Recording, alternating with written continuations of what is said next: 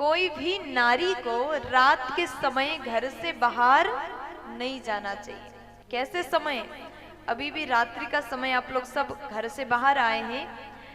ये तो ऐसा स्थान है जहां पर आप सत्संग कर रहे हैं, अपने मन को पवित्र कर रहे हैं, अपने आत्मा का शुद्धि कर रहे हैं, और आप अपने परिवार के साथ आए हैं।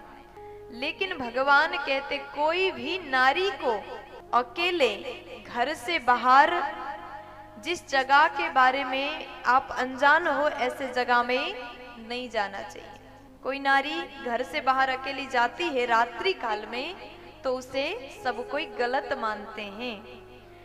और भगवान कहते हैं कि देखो गोपी, तुम सब शादीशुदा हो, विवाह हो गया है, तो पति की सेवा ही नारी का परम धर्म है। एक नारी का सबसे बड़ा धर्म क्या है? पतिव्रता धर्म।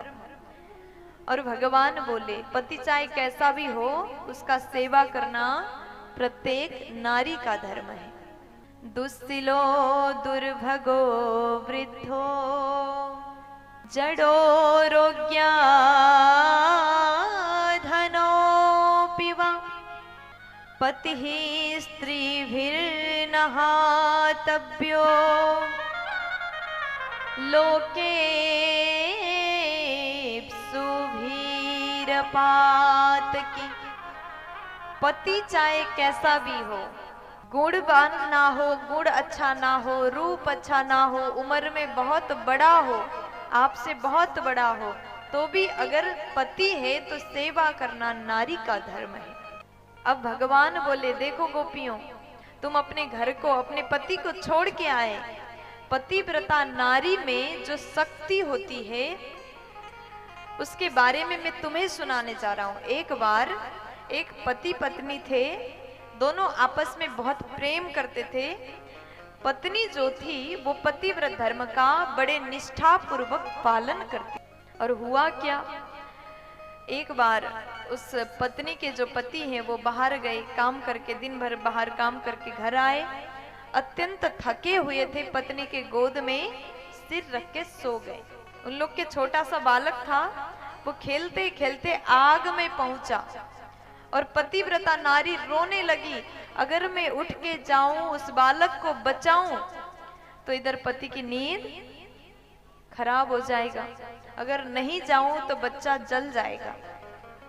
ऐसे में उस नारी ने, उस पतिव्रता नारी ने भगवान को याद किया, मैं अपने धर्म का पालन कर रही हूं और मेरे पुत्र को आप बचाओ। 2 घंटे बाद पति की नींद खुली तो उस नारी दौड़ के गई और जैसे बालक को निकालने लगी तो आग के बीच में वो छोटा सा बालक खेल रहा था।